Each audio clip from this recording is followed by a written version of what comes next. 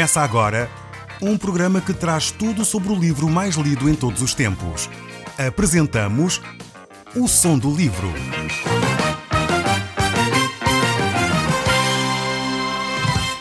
Seja muito bem-vindo. Neste podcast vai encontrar o livro mais conhecido e lido em todo o mundo. Vamos levá-lo numa viagem pela história da humanidade.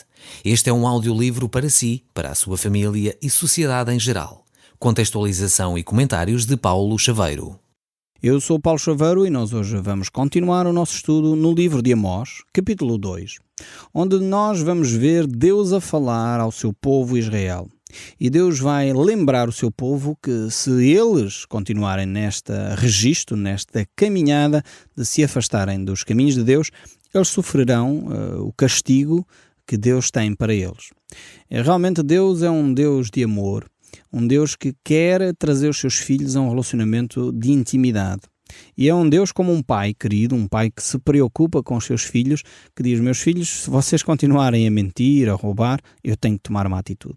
Não posso continuar a permitir que vocês sejam injustos um para com o outro e o pai vai ficar a assistir isto impávido e sereno sem fazer nada. Todos nós que temos filhos percebemos este discurso de Deus de uma forma talvez diferente.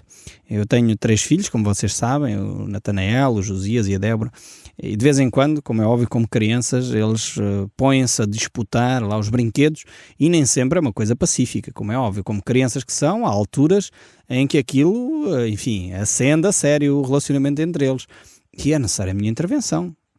Como é óbvio, quando eles brincam de uma forma saudável, eu não intervenho nas brincadeiras, eles estão lá a brincar. Às vezes brinco com eles, mas não mais que isso, mas não intervenho. Agora, quando eles começam, este brinquedo é meu, eu tenho ele primeiro, coisas destas de crianças, é óbvio que eu tenho que intervir e tenho que corrigir, e se eles continuam nesse registro, uns a acusar os outros, a dizer, ok, então ninguém brinca com este brinquedo, neste momento o brinquedo está de castigo, vocês não podem mais brincar com ele. No fundo é o que Deus estava aqui a fazer à nação de Israel. O povo de Israel estava a ter uma atitude extremamente reprovável. Eles estavam a ser injustos, estavam a oprimir aqueles que eram mais fracos e mais pobres, mais necessitados. Os tribunais não funcionavam. Ou seja, aquele que era justo e queria ver a sua causa defendida, porque havia subornos, então a causa não era defendida.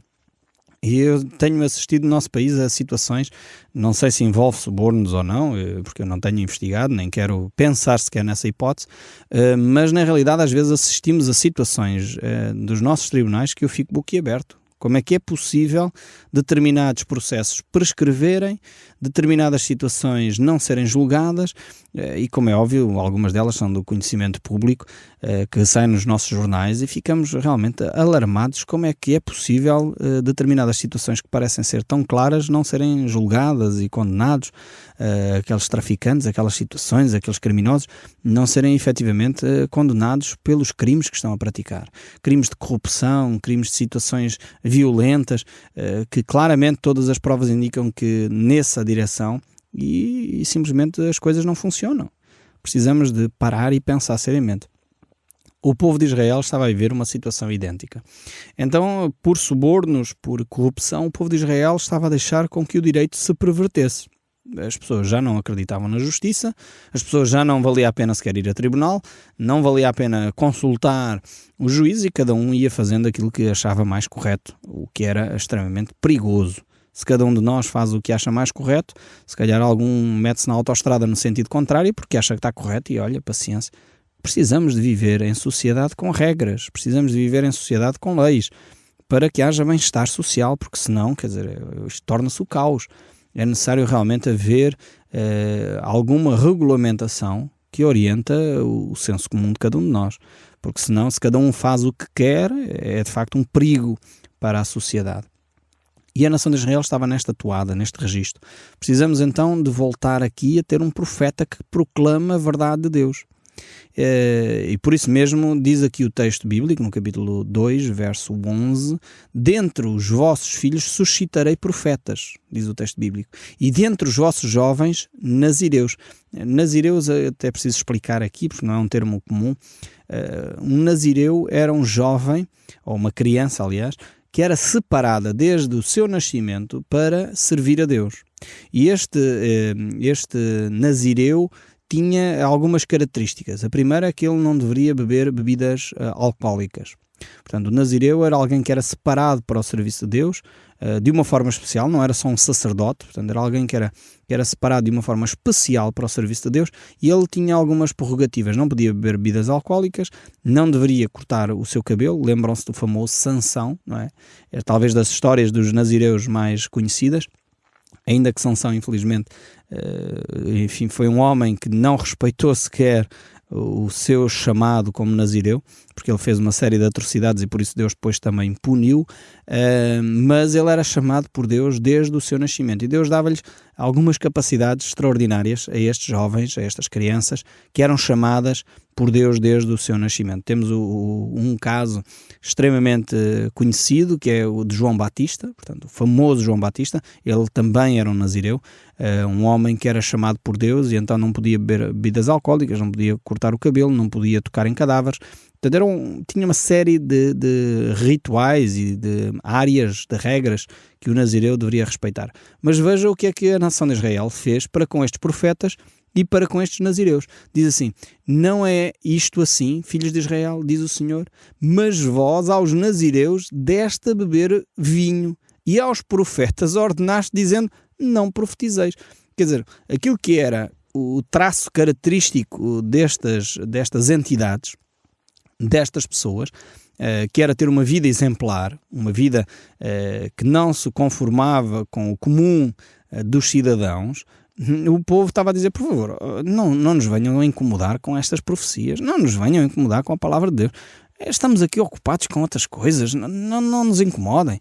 E aqueles que eram servos de Deus, separados desde o nascimento para ter uma vida exemplar, que era o caso dos nazireus, eles levavam para as festas, para beber e para... não respeitando minimamente aquilo que era o voto feito por aquela pessoa, não é?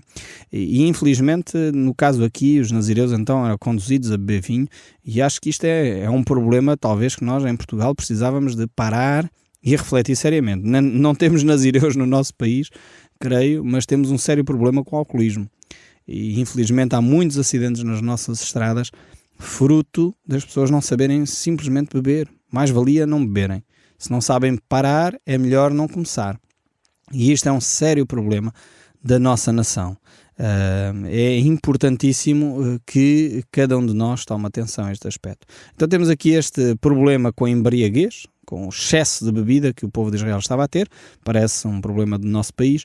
E depois temos aqui um segundo problema, que é o povo não queria ouvir a palavra de Deus.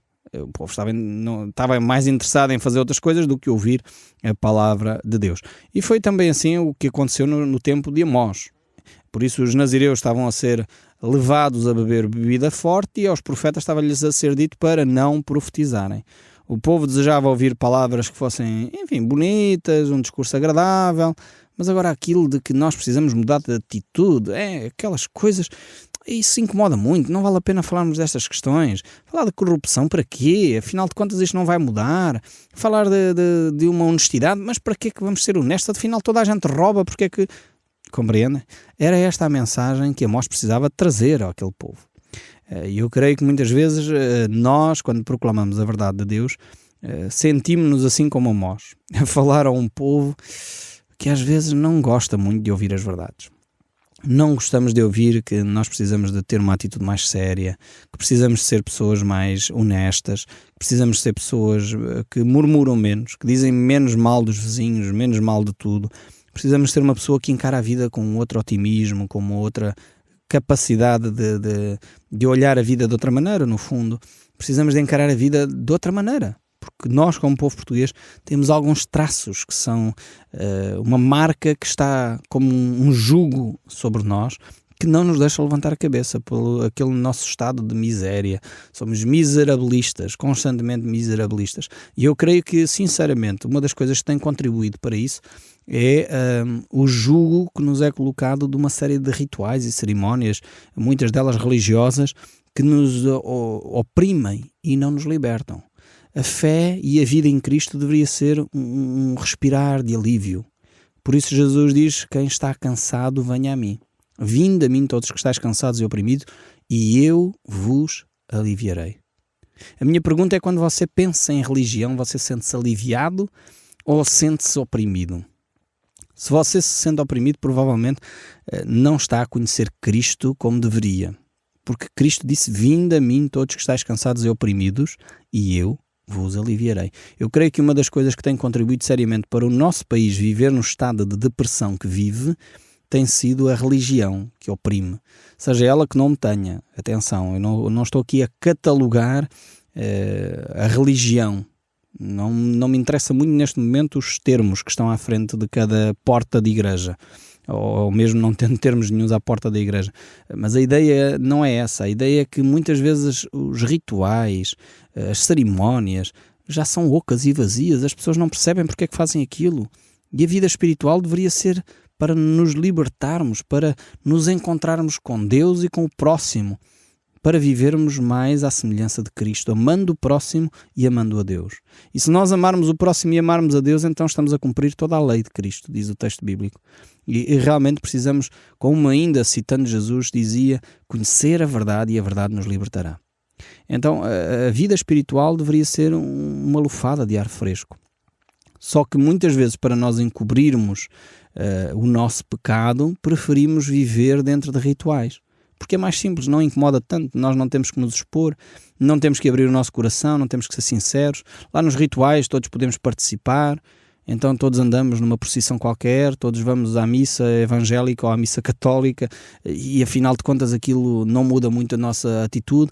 Agora, quando Deus vem e toca o nosso coração, aí começa a vida espiritual, aí começa a verdadeira libertação.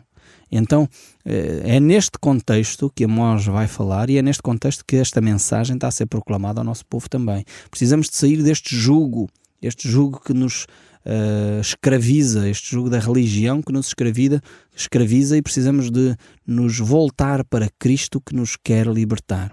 Cristo que nos quer dar uma verdadeira liberdade, uma liberdade que é espiritual. E eu creio que quando vivermos essa liberdade espiritual, então o nosso país vai começar a experimentar uma diferença na maneira de encarar a vida, um crescimento efetivo, económico, social, espiritual, porque começa no coração do homem. O nosso problema não é económico exterior. O problema exterior, creio eu, que ocorre porque no coração do homem, no coração de cada um de nós, está um egoísmo tremendo, que eu só penso mais em mim e por isso eu quero ficar com tudo. Os fundos vêm do estrangeiro e eu fico com tudo para mim. E não distribuo para os outros, para o bem-estar social, para o bem-estar coletivo. E como eu quero mais para mim do que para os outros, eu prejudico aquele que está ao meu redor. E este é um princípio, parece muito simplista, não é? Mas é assim que funciona, infelizmente, as coisas no nosso país e por isso não temos desenvolvido como deveríamos. Porque nós pensamos mais em nós do que no coletivo. Mais no eu do que no nós. E quando nós dermos esse passo, todos, quando o eu isolado começar a dar esse passo de olhar para fora de si próprio, então as coisas começam a ocorrer de uma forma natural. Mas voltando aqui ao nosso texto bíblico do livro de Amós, o verso 13, diz assim: eis que farei oscilar a terra debaixo de vós como oscila um carro carregado de feixes. De nada valerá a fuga ao ágil. O forte não corroborará a sua força, nem o valente salvará a sua vida. O que maneja o arco não resistirá, nem o ligeiro de pés se livrará, nem tampouco o que vai montado a cavalo salvará a sua vida, e o mais corajoso de entre os valentes fugirá naquele dia, diz o Senhor. Muitos expositores das Escrituras creem que aqui realmente refere-se ao terremoto que iria ocorrer 2 anos mais tarde, deste período em que Amós profetiza. Aqui temos várias referências ao facto da terra ser abalada e diante de um terremoto não há coragem nenhuma que prevaleça realmente, e nem o ágil escapa a um terremoto. Por mais ágil que a pessoa seja, de facto, quando o chão falta debaixo dos pés, a coisa é terrível. Mas ao mesmo tempo poderíamos pensar que aqui não só, e pegando nesta imagem do terremoto físico que Amós está a referir aqui, eu creio que poderíamos pensar também num terremoto moral, um terremoto que tem repercussões nacionais quando é atacado, no fundo, a alma de um povo. E eu creio que quando nós pensamos neste tipo de terremoto, é aquele que realmente destrói uma nação, é aquele que faz tirar o chão debaixo dos pés. Por isso a palavra de Deus nos diz: bem-aventurado é o povo cujo Deus é Senhor. E muitas nações têm perdido o chão debaixo dos pés exatamente porque deixam de lado esta perspectiva espiritual da vida. Nós temos visto ao longo da história, e talvez seria bom tirarmos lições da história, temos visto grandes impérios a serem destruídos e a desaparecer completamente. Só encontramos as suas ruínas muitos séculos depois, exatamente porque houve um terremoto na área onde não deveria haver. Houve um terremoto na moral da nação. Houve um terremoto nos princípios éticos do povo. E onde acontece esse terremoto há uma destruição completa de uma nação. Nós olhamos para uma Grécia antiga, para uma Roma, ficamos espantados como é que um império daqueles se autodestrói. E se autodestruiu quando a imoralidade começou a ser uma praga. Quando já não havia respeito pelo próximo, quando homens e mulheres eram partilhados como mercadoria porque simplesmente queriam satisfazer os seus prazeres sexuais. E na realidade as coisas estão a acontecer na nossa velha Europa desta maneira. Hoje em dia, infelizmente, nós vemos que o mercado do sexo é talvez um dos mais prósperos. Quando nós vemos que na nossa sociedade volta a haver uma escravatura que é deplorável e tem que ser declarada e claramente denunciada, a escravatura sexual, onde há mulheres e homens traficados simplesmente porque há meia dúzia que querem usufruir de prazeres sexuais. Não sei onde é que nós estamos a chegar como sociedade supostamente desenvolvida. Voltamos à escravatura, eu não percebo como. Quando nós já percebemos que isso seria a coisa mais odionda que uma sociedade pode fazer, estamos de volta à venda de mulheres simplesmente por causa de favores sexuais. É necessário denunciar estas práticas, é necessário não só denunciar, mas pôr um travão sério a isto. Quando nós verificamos na nossa sociedade que as drogas, o álcool, são claramente promovidos, são claramente, há políticas no sentido de claramente favorecer esse tipo de situação. Eu não sei onde é que nos vamos colocar. Está a haver um terremoto nos alicerces da nossa sociedade europeia. E nós precisamos, sem dúvida, refletir seriamente onde isto nos vai conduzir. E Amós está aqui a falar deste assunto. Há um terremoto nos alicerces da nação de Israel. E Amós continua a dizer, no capítulo 3, verso 1, ouvi a palavra que o Senhor fala contra vós outros filhos de Israel, contra toda a família que fez subir da terra do Egito, dizendo, de todas as famílias da terra, somente a vós vos escolhi, portanto eu vos punirei por todas as vossas iniquidades. Nós sabemos que naquela época a nação de Israel estava dividida em duas, havia 10 tribos a norte, 2 a sul, e na realidade esta era a nação, esta era a família de Deus. Deus queria utilizar esta nação para alcançar o mundo, não era para ela se fechar, nem era para ela desenvolver uma xenofobia em relação aos outros povos, de forma alguma. Deus queria alcançar as nações. E Deus tinha chamado esta família, esta nação, para um papel específico e eles tinham-se esquecido disso. E por isso Deus iria chamar a atenção seriamente para aquilo que eram as suas responsabilidades. O verso 2 diz, todas as famílias da terra, somente a vós vos escolhi, portanto eu vos punirei por todas as vossas iniquidades. Amós diz que Deus punirá a Israel por causa do seu pecado, por causa da sua iniquidade. E eis porque é que os políticos, os sacerdotes, não estavam a gostar nada do discurso de Amós. Amós tinha um discurso que era direto, sem rodeios, não usava aqui eufemismos, nem suavizava as palavras. Ele era um homem que era rude, era simples, mas era um homem direto. Ele falava aquilo que era para ser dito. Ele dizia as coisas como tinham que ser claramente anunciadas. O povo estava-se a afastar de Deus e Deus iria agir de uma forma clara.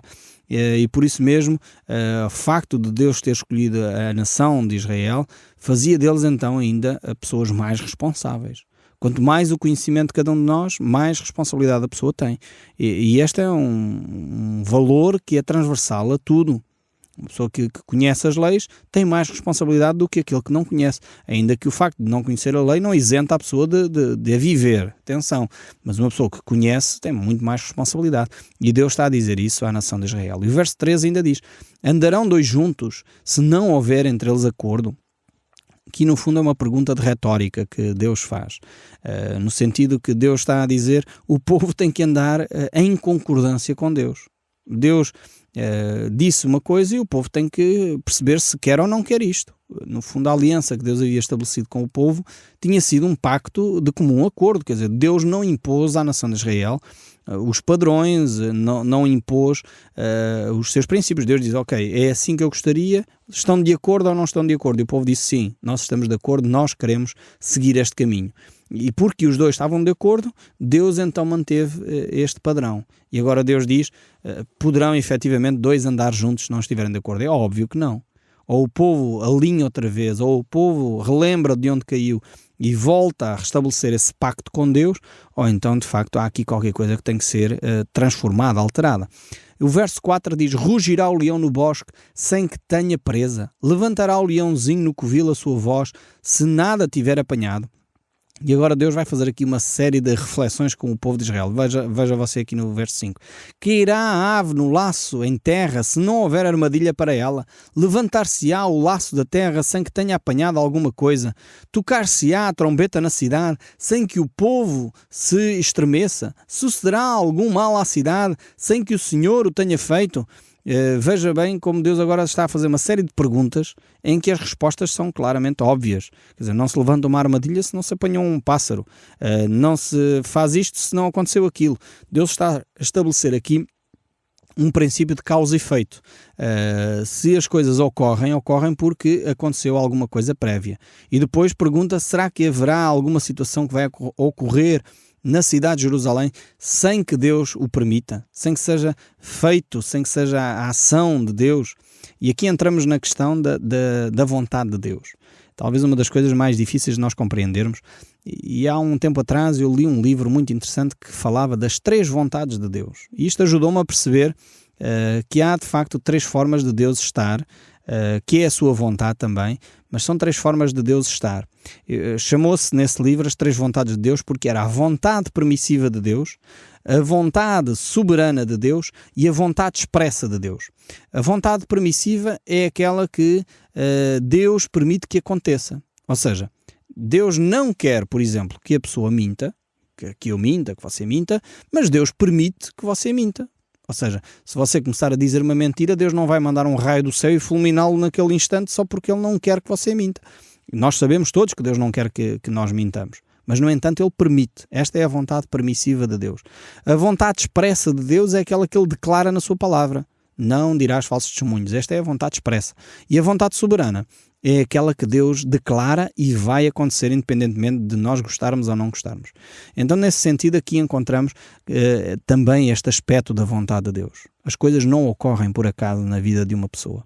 Deus declara e Deus vai permitir ou vai simplesmente agir porque é a sua vontade soberana, ou simplesmente é a vontade expressa de Deus. E cabe a cada um de nós andar dentro da vontade expressa de Deus, viver dentro da vontade expressa de Deus e não dentro da vontade permissiva. O Som do Livro, uma produção da Rádio Transmundial de Portugal.